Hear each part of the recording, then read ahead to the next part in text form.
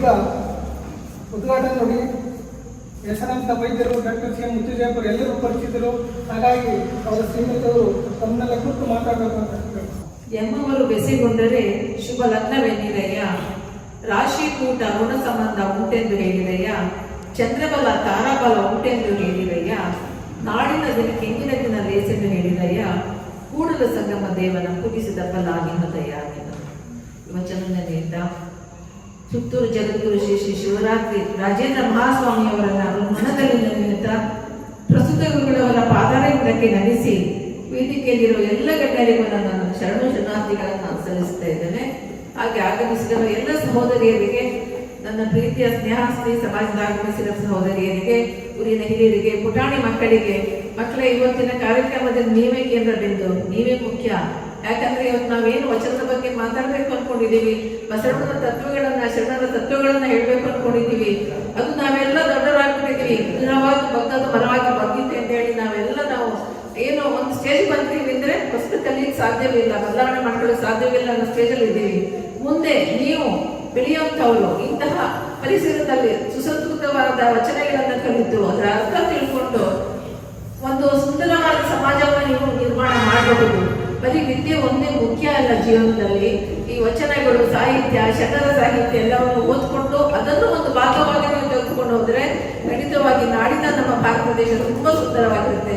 ಅದಕ್ಕೋಸ್ಕರ ಈ ವಿಶ್ವ ಭಾಷಣ ಫೌಂಡೇಶನ್ ಅನ್ನು ಸ್ಥಾಪಿಸಿ ಮನೆಗಳಿಗೆ, ಮನೆಗಳಿಗೆ, ದೇಶಗಳಿಗೆ ತಲುಪಿಸ್ಬೇಕು. ಆ ಕುಸುಮವನ್ನ, ಆ ಸುವಾಸನೆಯನ್ನ ಪಸರಿಸಬೇಕು ಅಂತ ಶರಣ ದಂಪತಿಗಳು ಕುಮಾರಸ್ವಾಮಿ ಹಾಗೂ ರೂಪ ಅವರು ಸೊಂಟ ಕಟ್ಟಿ ನಿಂತ್ಕೊಂಡಿದ್ದಾರೆ. ಅವರ ಕೈಕರ್ಯಕ್ಕೆ ಜಯವಾಗಲಿ, ನಾವೆಲ್ಲ ಸಹಕರಿಸೋಣ, ಅವ್ರಿಗೆ ನಾವು ಸಪೋರ್ಟ್ ಮಾಡ್ತೀವಿ ಅಂತ ಈಗ ಎಲ್ಲರ ಸಮ್ಮುಖದಿಂದ ಹೇಳ್ತಾ ಇದ್ದೇನೆ.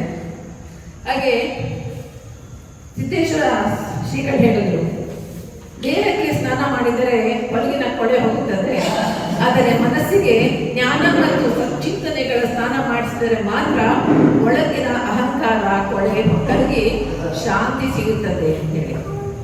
ಅದಕ್ಕೆ ಏನ್ ಹೇಳ್ತೀವಿ, ಸಜ್ಜನರ ಸಂಘ ಒಂದು ಹೆಜ್ಜೆಯನ್ನು ಸವಿದಂತೆ ಅಂತ ಹೇಳಿ ಯಾವತ್ತು ನಾವು ಸಜ್ಜನರ ಶರಣರ ಜೊತೆ ಬೆರೀತಾ ಇದ್ರೆ ಒಂದು ಒಳ್ಳೆಯ ಮಾತುಗಳನ್ನು ಕೇಳುವ, ಅದನ್ನು ಆಲಿಸುವ, ಅದನ್ನು ಪರಿಪಾಲಿಸುವ ಒಂದು ನೀತಿ ನಮ್ಮಲ್ಲಿ ಬೆಳೆಯುತ್ತದೆ. ಹಾಗೆ ಅವಶ್ಯಕವಾಗಿ ಇವತ್ತು ಬಸವಾದಿ ಪ್ರಮೇತರು ಹೇಳಿದ ಶರಣರ ವಚನಗಳು ಏನು ಅಂದರೆ, ಅವರು ಸಂಸ್ಕೃತ ರಚಿಸಿದ್ದಲ್ಲ, ಅವರ ಕಾಲದಲ್ಲಿ ಏನು ಅನುಭವಿಸಿದರು ಅದು ಮುಂದಿನ ಜನಾಂಗಕ್ಕೆ ಉಪಯೋಗಕ್ಕೆ ಬರಲಿ ಅಂತ ಹೇಳಿ ವಚನದ ರೂಪದಲ್ಲಿ ದಾಖಲೆ ಮಾಡಿ ಇಟ್ಟಂಥವು. ಕಷ್ಟ ಸುಖವನ್ನು ಎದುರಿಸಿರುವ ಕಲೆ, ಜೀವನವನ್ನು ಹೇಗೆ ನೋಡಬೇಕು ಅನ್ನುವಂತಹ ಒಂದು ಧೈರ್ಯದ ಮಾತುಗಳು, ಅದನ್ನು ಓದಿದಾಗ, ತಿಳಿದಾಗ, ಅರ್ಥ ಮಾಡಿಕೊಂಡಾಗ, ನಾವು ಅಳವಡಿಸಿಕೊಂಡಾಗ ಖಂಡಿತ ನಮ್ಮ ಜೀವನ ಸುಗಮವಾಗಿ ನಡೆಯುತ್ತೆ. ಅದಕ್ಕಾಗಿ ನಾವು ಈಗ 21ನೇ ಶತಮಾನದಲ್ಲಿ ಇದ್ರೂ ಸಹ ಹಿಂತಿರುಗಿ ನಾವು 12ನೇ ಶತಮಾನಕ್ಕೆ ಹೋಗಿ ಅಲ್ಲಿ ಯಾರ್ಯಾರು ಶರಣರಿದ್ದರು ಏನು ಯೋಚನೆ ಮಾಡಿ, ಬಸವಣ್ಣನಂತ ಮಹಾನುಭಾವ ಆ ಕಾಲದಲ್ಲೇ ಹೆಣ್ಣು ಮಕ್ಕಳಿಗೆ ಸಮಾನವಾದ ವೇದಿಕೆಯನ್ನು ಕಲ್ಪಿಸಿದ್ರು. ಅನುಭವ ಮಂಟಪವನ್ನು ಕಟ್ಟಿ ಹೆಣ್ಣು ಮಕ್ಕಳಿಗೆ ಸಮಾನ, ಇವಾಗ ನಾವು ಹೋರಾಡ್ತೀವಿ 30% ಕೊಡಿ, 20% ಕೊಡಿ, ಆದ್ರೆ ಅವಾಗ ಬಸವಣ್ಣ 12ನೇ ಶತಮಾನದಲ್ಲೇ ಕೊಟ್ಟಿದ್ದ, ಆದ್ರೆ ಅದನ್ನು ಉಳಿಸ್ಕೊಟ್ಟಿಲ್ಲ. ನಾವು ಮತ್ತೆ ಬೇಡಿಕೆ ಬೇಡ್ತಾ ಇದ್ದೀವಿ, ನಮ್ಗೆ 30% ಕೊಡಿ, ರಾಜಕೀಯ ಮಾಡ್ತೀವಿ ಹಾಗೆ ಹೀಗೆ ಅಂತೇಳಿ.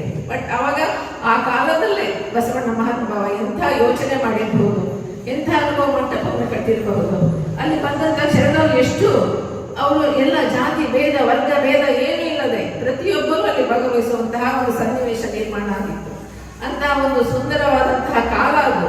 ಆ ಪರ್ವಕಾಲ ಮತ್ತೆ ಬರುತ್ತಾ, ಬರೋಸಕ್ಕೆ ನಾವು ಪ್ರಯತ್ನ ಪಡೋಣ ಅಲ್ವಾ?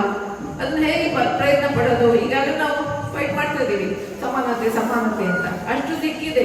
ಈಗ ವಿದ್ಯಾವಂತರು ಆಗ್ತಾ ಇದ್ದಾರೆ, ಹೆಣ್ಮಕ್ಳೆಲ್ಲ ಓದ್ತಾ ಇದ್ದಾರೆ, ಒಳ್ಳೊಳ್ಳೆ ಕೆಲಸಕ್ಕೆ ಹೋಗ್ತಾ ಇದ್ದಾರೆ. ಆದ್ರೆ ನಾವು ಬಾಳಾಟ ಇದೆಯಲ್ಲ, ಅದನ್ನ ತುಂಬಾ ನಾವು ಕಷ್ಟ ನಾವೇ ಮಾಡ್ಕೊಳ್ತಾ ಇದ್ದೀವಿ, ತೊಂದರೆಗಳಿಗೆ ನಾವೇ ಸಿಕ್ಕಾಕೊಳ್ತಾ ಇದ್ದೀವಿ. ಅದಕ್ಕಿಂತ ಪರಿಹಾರ ಇಲ್ಲ ಅಂದ್ರೆ ಇದೆ, ಖಂಡಿತವಾಗಿ ಇದೆ. ನಾವು ಮತ್ತೆ ಶರಣರ ವಚನಗಳನ್ನ ಕಲಿತು, ಅಭ್ಯಸಿಸಿ, ಅರ್ಥ ಮಾಡಿಕೊಂಡು, ಆಲೈಸಿ, ಅನುಭವಿಸಿ, ಅನುಭವವನ್ನು ಪಡೆದು ಅದನ್ನು ನಾವು ಅನುಸರಿಸಿದ್ರೆ ಖಂಡಿತವಾಗಿ ಜೀವನದಲ್ಲಿ ಬರುವ ಯಾವುದೇ ಕಷ್ಟವನ್ನು ಸಹ ನಾವು ನಿರಾಯಾಸವಾಗಿ ಎದುರಿಸಬಹುದು ಅನ್ನೋ ಒಂದು ಧೈರ್ಯ ಖಂಡಿತವಾಗಿ ನಾವು ಪಡ್ಕೊಳ್ಳೋಣ. ಅದನ್ನ ಆದಷ್ಟು ಮನನ ಮಾಡ್ಕೊಳ್ಳೋಣ.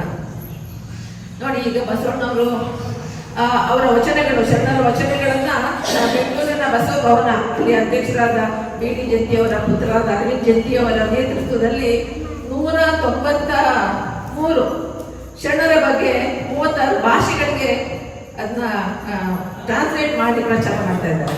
ಯಾಕೆ ಅಂದ್ರೆ ಎಲ್ಲಾ ದೇಶದ ಜನರು ತಲುಪಲಿ. ನಮ್ಮ ಭಾರತ ದೇಶದಲ್ಲಿ ಗೊತ್ತಿರೋ ಮೌಲ್ಯಗಳು ಹೊರದೇಶಕ್ಕೆ ಗೊತ್ತಿಲ್ಲ. ಈಗ ನೀವು ನೋಡ್ತಾ ಇದ್ರೆ ಅಥೇನ್ಸ್ ನದಿ ದಂಡೆಗೆ ಬಸವ ಮೂರ್ತಿ ಸ್ಥಾಪನೆ ಆಗಿದೆ UK-ಯಲ್ಲಿ. ಹಾಗೆ ಒಂದೊಂದಾಗಿ ದೇಶಗಳು ಎಲ್ಲರೂ ಆನ್ಲೈನ್ ಕೋವಿಡ್ ಟೈಮಲ್ಲಿ ವಚನ ಕುಮಾರಸ್ವಾಮಿ ಅವರು ಆನ್ಲೈನ್ ಮೂಲಕ ಬಸವ ತತ್ವಗಳನ್ನ ಇದನ್ನ ಕಾರ್ಯಕ್ರಮವನ್ನ ಮಾಡ್ತಾ ಇದ್ದಾಗ ಅಮೆರಿಕ ದೇಶ, ಬೇರೆ ಬೇರೆ ದೇಶ ಎಲ್ಲರೂ ಆನ್ಲೈನ್ ಜಾಯಿನ್ ಆಗ್ತಿದ್ರು. ನಾನು ಜಾಯಿನ್ ಆಗ್ತಾ ಇದ್ದೆ. ಅವಾಗ ಬೇರೆ ಮಾಡ್ಲಿಕ್ಕೆ ಕೆಲಸ ಇರ್ತಿರ್ಲಿಲ್ಲ. ಒಳ್ಳೆ ರೀತಿ ಕಡಿಬೇಕು ಅಂದಾಗ ಆನ್ಲೈನ್ ಜಾಯಿನ್ ಆಗಿರೋ ಕಾರ್ಯಕ್ರಮವನ್ನು ನೋಡಿ ಎಲ್ಲ ದೇಶದ ಜನರು ಭಾಗವಹಿಸ್ತಾ ಇದ್ರು. ಸೊ ಒಂದು ಕಡೆ ಕುಳಿತು ಅಷ್ಟು ಜನರ ಮನಸ್ಸನ್ನ ಪರಿವರ್ತನೆ ಮಾಡುವ ಆ ಚಾಕಚಕ್ಯತೆ ದಂಪತಿಗಳಿದೆ. ಅದಕ್ಕೋಸ್ಕರ ನಾವು ಅವ್ರಿಗೆ ಪ್ರೋತ್ಸಾಹವನ್ನ ಕೊಡಬೇಕಾಗಿದೆ. ನಾನು ಈ ಸಂದರ್ಭದಲ್ಲಿ ಡಾಕ್ಟರ್ CN ಅವ್ರನ್ನ ತುಂಬಾ ನೆನ್ಕೋತೀನಿ. ಯಾಕೆಂದ್ರೆ ಅವರು ಬಸವಣ್ಣನ ಅನುಯಾಯಿ ಆಗಿದ್ರು. ಕಾಯಕವೇ ಕೈಲಾಸ ಅಂತ ಯಾವತ್ತು ಕಾಯಕ ನಿರತರಾಗಿದ್ದರು. ತಮ್ಗೆಲ್ಲ ಗೊತ್ತು, ಇರೋ ಪ್ರತಿಯೊಬ್ಬರಿಗೂ ಡಾಕ್ಟರ್ CN ಗೊತ್ತಿದ್ದಾರೆ. ನಾನು ಹೇಳಬೇಕಾಗಿಲ್ಲ. ನನ್ಗಿಂತ ಹೆಚ್ಚು ನಿಮಗೆ ಗೊತ್ತು. ಯಾಕಂದ್ರೆ ನಾವು ಮನೇಲಿ ಇರ್ತಿದ್ದೆ. ಜಾಸ್ತಿ ಟೈಮ್ ಅವ್ರು ಹೊರಗಡೆ ಕಳೀತಿದ್ರು. ಜನಗಳ ಜೊತೆ, ಪೇಷಂಟ್ ಜೊತೆ, ಹಳ್ಳಿಗಳ ಜೊತೆ ಕಳೀತಾ ಇದ್ದಿದ್ರಿಂದ ಅವ್ರು ಎಂಥ ವ್ಯಕ್ತಿ ಅನ್ನೋದು ನನಗಿಂತ ಚೆನ್ನಾಗಿ ನಿಮಗೆ ಗೊತ್ತಿದೆ. ಉಳಿದಂತೆ ನಡೀತಾ ಇದ್ರು. ಅವರು ಹೇಳೋದೊಂದು ಮಾಡೋದೊಂದು ಮಾಡ್ತಾ ಇರಲಿಲ್ಲ. ಅವ್ರು ಏನ್ ನೋಡಿದ್ದಾರೆ ಹಾಗೆ ನಡ್ಕೋತಾ ಇದ್ರು. ಇವ ನಾರಾಯಣದ ಎಲ್ಲ ಜಾತಿ, ಧರ್ಮ, ವೇದ, ಗರ್ಭ ಯಾವುದನ್ನು ಲೆಕ್ಕಿಸದೆ ಎಲ್ಲರೂ ಮಾನವನ ಪ್ರೀತಿಸ್ತಾ ಇದ್ರು. ಎಲ್ಲವರನ್ನು ಅಪ್ಪಿ ಮುದ್ದಾಡ್ತಾ ಇದ್ರು. ಅಂದ್ರೆ ಅವ್ರ ಒಂದು ಆ ಶಕ್ತಿ ಇತ್ತು ಅವರಿಗೆ. ಯಾವುದೇ ಜಾತಿ ಜನಾಂಗದವನ್ನ ಮನುಷ್ಯತ್ವವನ್ನ ಮಾತ್ರ ಅವ್ರು ಗುರುತಿಸ್ತಾ ಇದ್ರು. ಕಾವ್ಯವನ್ನಗಳ ಕಂಡರೆ ಕೂಗಿ ಕರೆಯದೆ ತನ್ನ ಕಳೆದವನಾಯನಂತೆ ಯಾವತ್ತೂ ಅವರು ಮನೆಯಲ್ಲಿ ದಾಸೋಹ ನಡಿಬೇಕಾಗಿತ್ತು. ಹಿರಿಯರು ಬಂದ್ರೆ, ಪೇಷಂಟ್ ಬಂದ್ರೆ ನಮ್ಮನೆ ಕಳಿಸ್ಬಿಡ್ತಾ ಇದ್ರು. ಹೋಗಿ ಅವ್ರ ಮನೆ ಹೋಗಿ ಊಟ ಮಾಡ್ಕೊಂಡು ಬನ್ನಿ ಅಂತೇಳಿ. ಸೊ ಯಾವತ್ತು ನಾವು ಹಸಿದವರಿಗೆ ಅನ್ನ ಬಿಡುವಂತ ಒಂದು ಕಾಯಕವನ್ನ ಮಾಡ್ಕೊಂಡು ಬಂದಿದ್ವಿ. ನುಡಿದರೆ ಮುತ್ತಿನ ಹಾರದಂತಿರಬೇಕು ಅಂತ ಆ ವಚನವನ್ನು ನೆನಪಿಸ್ಕೊಳ್ತೇನೆ. ನಿಮ್ಗೆ ಗೊತ್ತು, ಅವ್ರ ಮಾತು ನಿಧಾನವಾಗಿ, ತೂಕವಾಗಿ ಹೇಗೆ ಆಡ್ತಾ ಇದ್ರು. ಎದುರಿಗಿರೋ ಮನುಷ್ಯನಿಗೆ ತಟ್ಟಬೇಕು ಅಂತಹ ಮಾತುಗಳನ್ನ ಹೇಳ್ತಿದ್ರು. ಅಂತಹ ಧೈರ್ಯದ ಮಾತುಗಳನ್ನ ಆಡ್ತಾ ಇದ್ರು. ಹಾಗೆ ನುಡಿದರೆ ಸ್ಫಟಿಕದ ಸಲಾಕೆ ಅಂತ ಇರಬೇಕು. ಹೌದು, ಯಾರಾದ್ರೂ ತಪ್ಪು ಮಾಡಿ ಅವ್ರ ಮುಂದೆ ಬಂದ್ರೆ ಖಂಡಿತ ಅವ್ರು ಕ್ಷಮಿಸ್ತಾ ಇರಲಿಲ್ಲ. ನೇರವಾಗಿ ಕತ್ತಿಯಿಂದ ಸಲಾಕೆಗೆ ಚುಚ್ಚಿದಂತೆ ನೀನು ಮಾಡಿದ ತಪ್ಪು ಅಂತ ನೇರವಾಗಿ ನುಡಿಯುವ ಧೈರ್ಯ ಅವರಲ್ಲಿತ್ತು. ಹಾಗೆ ಆ ವ್ಯಕ್ತಿ ತನ್ನ ತಪ್ಪನ್ನು ಒಪ್ಪಿಕೊಂಡ್ರೆ ಅಲ್ಲೇ ಕ್ಷಮಿಸಿ ಅವರಿಗೆ ಸಹಾಯ ಮಾಡ್ತಿದ್ರು. ಅಂತಹ ವ್ಯಕ್ತಿ ಬಹಳ ವಿರಳ. ಹಾಗೆ ಉಳ್ಳವರು ಶಿವಾಲಯ ಮಾಡುವರು, ನಾನೇನು ಮಾಡಲ್ಲಯ್ಯ ಅಂತ ಬಡವರು ಹೇಳ್ಕೊಳ್ತಾ ಅವರು ಯಾವತ್ತು ಲಿಂಗ ಪೂಜೆಯನ್ನು ಬಿಟ್ಟು ಬೇರೆ ಯಾವ ದೇವಸ್ಥಾನಕ್ಕೂ ಬರ್ತಾ ಇರಲಿಲ್ಲ. ಇಷ್ಟಲಿಂಗ ಪೂಜೆ ಮಾತ್ರ ಮಾಡ್ತಾ ಇದ್ದಿದ್ದು. ದೇವರಿದ್ದಾನೆ, ನಮ್ಮ ಶಕ್ತಿ ಅಂತ ನಂಬಿದ್ರು. ಆದ್ರೆ ದೇವಸ್ಥಾನ ಸಾವಿರ ಕಳೆ ಉಂಟು, ಜಂಗಮ ಕಳೆದಿಲ್ಲ ಅಂತ ಚೆನ್ನಾಗಿ ನಂಬಿದೆ ಅವರು. ನಾನೇನಾದ್ರು ದೇವಸ್ಥಾನಕ್ಕೆ ಹೋಗ್ಬೇಕು ಅಂದ್ರೆ ಕರ್ಕೊಂಡು ಬಾಗ್ಲಿ ಬಿಡ್ತಾ ಇದ್ರು, ಒಳಗೆ ಬರ್ತಾ ಇರಲಿಲ್ಲ. ಈ ನೋಡ್ಕೊಂಬಮ್ಮ ನಾ ಇಟ್ಟಿರ್ತೇನೆ ಅಂತ. ಅಷ್ಟು ಅವರು ಬಸವಣ್ಣ ಏನ್ ಹೇಳಿದ ಅದನ್ನ ಅನುಸರಿಸ್ಕೊಂಡು ಬಂದಿದ್ರು. ಮಾಡುವಂತಿರಬೇಕು, ಮಾಡದಂತಿರಬೇಕು. ಮಾಡದೊಳಗೆ ತಾನಿಲ್ಲದಂತಿರಬೇಕು. ಅದು ಯಾವತ್ತು ಅವ್ರು ಏನು ಮಾಡಿದ್ರು ಹೇಳ್ಕೊತಾ ಇರಲಿಲ್ಲ, ತೋರಿಸ್ಕೊತಾ ಇರಲಿಲ್ಲ. ನಮ್ಗೆ ಅರಿವಿಗೆ ಮಾತ್ರ ಬರ್ತಾ ಇದ್ದೆ ಹೊರತು ನಾನು ಇದು ಮಾಡಿದೆ, ನಾನು ಧರ್ಮ ಮಾಡಿದೆ, ಅವ್ರಿಗೆ ದುಡ್ಡು ಕೊಟ್ಟೆ, ಅವ್ರಿಗೆ ನಾನು ಹೀಗೆ ಯಾವುದನ್ನು ಹೇಳ್ಕೊಂಡವರಲ್ಲ. ಅವ್ರು ಮಾಡಿದ್ದು ನೋಡಿದವರಿಗೆ ಮಾತ್ರ, ಮಾಡಿಸ್ಕೊಂಡವರಿಗೆ ಮಾತ್ರ ಗೊತ್ತಿತ್ತು. ಅಂತಹ ಧೀಮಂತ ವ್ಯಕ್ತಿ ನೆನಪಿನಲ್ಲಿ ಈ ದತ್ತಿಯನ್ನು ಸ್ಥಾಪಿಸಿ ಅವರ ನೆನಪು ಚಿರವಾಗಿರಲಿ ಅಂತ ಈ ಕಾರ್ಯಕ್ರಮಗಳನ್ನು ಮಾಡೋದ್ರಲ್ಲಿ ನಾನು ಧನ್ಯತೆಯನ್ನು ಅನುಭವಿಸ್ತಾ ಇದ್ದೇನೆ. ಅವರ ಒಟ್ಟಿಗೆ 44 ವರ್ಷ ಬಾಳಿದ್ದು ನನ್ನ ಪೂರ್ವ ಜನ್ಮದ ಪುಣ್ಯ ಅಂತ ಸಹ ನಾನು ಅರ್ಕೊಂಡಿದ್ದೇನೆ.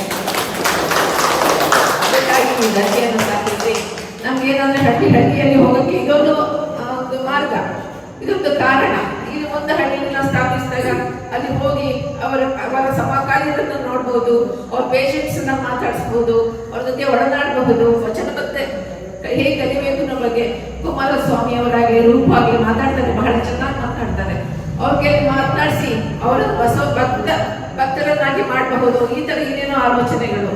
ಯಾಕಂದ್ರೆ ಇವತ್ತಿನ ಟೈಮ್ನಲ್ಲಿ ನಮ್ಗೆ ತುಂಬಾ ಕಷ್ಟ ಜೀವನ. ಎಂಥದ್ದು ಕಷ್ಟ ಅಂದ್ರೆ ದುಡ್ಡಿಲ್ವಾ, ದುಡ್ಡಿದೆ.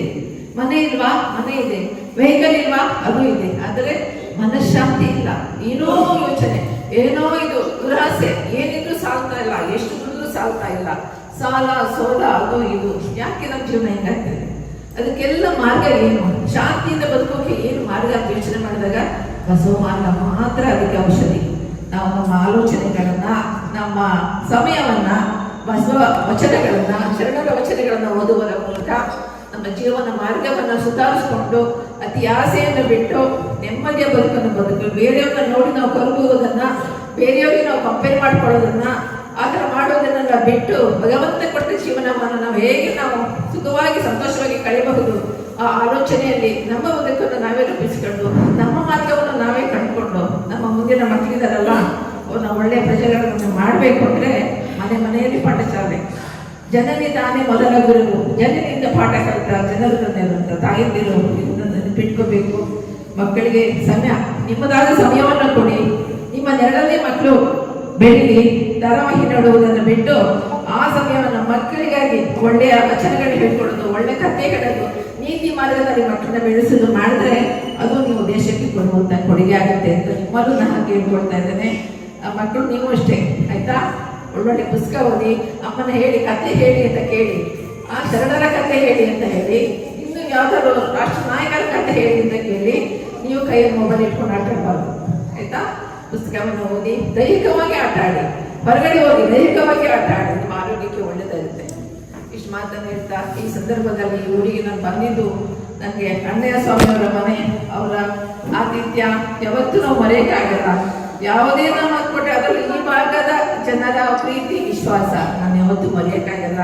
ನಾನು ಬೆಂಗಳೂರಿಂದ ಈಗ ಹೆಚ್ಚು ಬೆಂಗಳೂರು ಇರ್ತೇನೆ, ಇಲ್ಲಿ ಬರೋ ಅವಶ್ಯಕತೆ ಇಲ್ಲ, ಆರಾಮಾಗಿರ್ಬೋದು. ಆದರೆ ಒಂದು ಸೆಳೆತ ಇದೆ ನನಗೆ, ಈ ಕಡೆ ನನಗೆ ಸೆಳೆತ ಇದೆ. ಸರಕೂರು ಸುತ್ತಮುತ್ತಲ ಗ್ರಾಮದ ಜನರ ಪ್ರೀತಿ ವಿಶ್ವಾಸ, ಅವರ ಅನ್ನದ ಋಣ, ನಾವು ಇಲ್ಲಿದ್ವಲ್ಲ ಬದುಕಿದ್ವಲ್ಲ, ಆ ಋಣವನ್ನು ತೀರಿಸಬೇಕು ಅನ್ನೋ ಏನೋ ಒಂದು ಆಸೆ. ಅದೊಂದೇ ನನ್ನ ಸಮಾಜ ಸುಧಾರಣೆ ಅಂತ ಸ್ವಲ್ಪ ಕೈ ಹಾಕಿ ನನಗೆ ಗೊತ್ತಿರೋದು ತಿಳಿಸಿ, ಹೆಣ್ಮಕ್ಕಳನ್ನ ತಿದ್ದಿ, ಮಕ್ಕಳಿಗೆ ಬುದ್ಧಿ ಹೇಳಿ ನನ್ನ ಬದುಕನ್ನು ನಾನು ರೂಪಿಸ್ಕೊಳ್ತಾ ಇದ್ದೀನಿ, ಉತ್ತಮವಾದ ಒಂದು ರೀತಿಯಲ್ಲಿ ನಾನು ಕಳೀತಾ ಇದ್ದೀನಿ ಅಂತ ತಿಳ್ಕೊಂಡು ಈ ಅವಕಾಶ ಕೊಟ್ಟ ಭಗವಂತನಿಗೆ ನಮಿಸುತ್ತಾ ಇವತ್ತು ತಮ್ಮ ಕರೆಸಿದ ಎಲ್ಲರಿಗೂ ನನ್ನ ಶರಣೋಷಣಾಗಿರ್ತದೆ. ಕಾಶ್ಮೀರ ರಾಜ್ಯದ ಪಾಂಡವಪುರದ ಅರಸ ಮಾದೇವ ಭೂಪಾಲ ಕಲ್ಯಾಣಕ್ಕೆ ಬರ್ತಾನೆ. ಯಾಕಂದ್ರೆ ಬಸವಣ್ಣವರು ಶರಣರನ್ನೆಲ್ಲ ಕಲ್ಯಾಣ ಕರ್ಕೊಂಡು ಅಲ್ಲಿ ಬಂದು ತನ್ನ ರಾಜ್ಯ ಪೋಷಕರನ್ನು ತ್ಯಾಗ ಮಾಡಿ ಅವನು ಒಲಿಗೆ ಮಾರಿಗೆ ಅಂತ ಒಂದು ಹೆಸರು ಇಟ್ಕೊಂಡು ಸೌರವ್ರ ಪ್ರಯತ್ನ ಮಾಡಿ ಇಂಟಿಗಂಗೆ ಇಟ್ಟು ಬರ್ತಿದ್ರು. ಅವರು ಒಂದು ವಚನ ಬರೀತಾರೆ, ಯಾಕಂದ್ರೆ ರಾಜನಾಗಿದ್ದ ವಚನ ಅರ್ಥ ಬರೀತಾರೆ. ಆನೆ ಕುದುರೆ ಬಂಡಾರವಿದ್ದಡೇನು, ಆನೆ ಕುದುರೆ ಬಂಡಾರವಿದ್ದಡೇನು, ಮುಂಬುವುದು ಬಳಿಗೆ ಕುಡಿಯುವುದು ಒಂದಾವೇನಾದರೂ, ಮಲಗುವುದು ದೊಡ್ಡ ಮಂಚ, ಉರೆಯಿಲ್ಲದ ಸಂಸಾರ ಬೇಡ ನೋಡುವುದಿಲ್ಲ, ಒಡಲು ಭೂಮಿಯ ಸಂಘ ಪ್ರಾಣವಾಯುವಿನ ಸಂಘ, ಒಡವೆ ಏನಪ್ಪಲ್ಲ ಸಾವಿನ ಸಂಘ ಯಾರೂ ಇಲ್ಲ ಕಣ, ಪುಸ್ತಕಕ್ಕೆ ಬರೀತಾರೆ ನನಗೆ. ನಂತರ ಆನೆ ಇದೆ, ಕುದುರೆ ಇದೆ, ಬಂಡಾರ ಇದ್ದೇನು, ನನಗೇನು ಬೇಡ, ಉಂಡು ಪಡೆಯಲಿಕ್ಕೆ ಅಂದರೆ ನಮ್ಮ ಮನೆಯಲ್ಲಿ 100 ಕ್ವಿಂಟಲ್ ಅಕ್ಕಿ ಇನ್ನೊಂದು ಮಂದಿಗೆ ಹಾಕಿದಾಗ ನನ್ನ ಮೇಲೆ 10 ಆಕಾರ ಇರ್ತದೆ.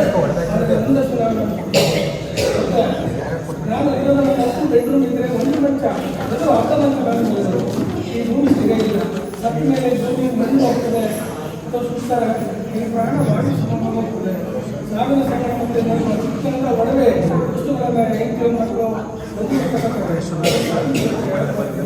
ಹಾಗಾಗಿ ಮನುಷ್ಯರು ಇದ್ದಾಗ ಯಾವ ಸಾಧ್ಯ ಇಂಥ ರಾಜನಾಗಿದ್ದಂತಲೂ ಸಕಲ ಸಂಪತ್ತನ್ನು ಕಾರ್ಯ ಮಾಡಿ ನಿದರ್ಶನಗಳು 15 ವರ್ಷ ಮಾಡ ಅಂತ ವಿಚಾರಧಾರೆಗಳನ್ನು ಸುಧಾ ಮುತ್ತುಜೇಬನವರು ಅದೆಲ್ಲ ಮನೆಗಳು ನಮ್ಮ ಜೀವನವನ್ನು ಈ ವಚನ ಕಾಲಕ್ಕೆ ಸಹಾಯ ಮಾಡ್ತಾ ಇದ್ದಾರೆ ಎಮೋಷನಲ್.